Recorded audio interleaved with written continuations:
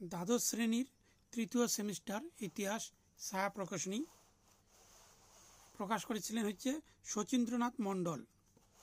New syllabus এই বইটি সবাইকে দেখিয়ে দিচ্ছি। এখানে যা কিছু রয়েছে এখানে তৃতীয় সেমিস্টার।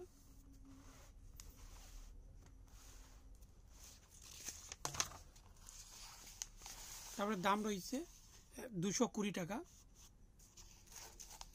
এই বইয়ের মধ্যে কি কি রয়েছে দেখিয়ে দিচ্ছি আরো।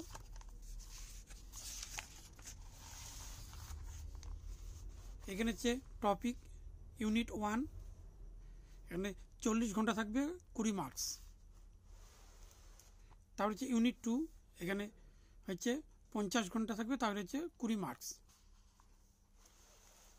অর্থাৎ ইউনিট 1 থেকে 20 আর ইউনিট 2 থেকে হচ্ছে 20, অর্থাৎ 20 40 থাকবে।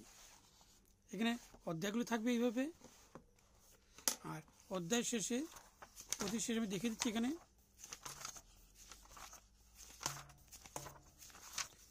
প্রতিটি অধ্যায়ের শেষের দিকে এরকম করে প্রশ্ন থাকবে, এরকম করে প্রশ্ন থাকবে।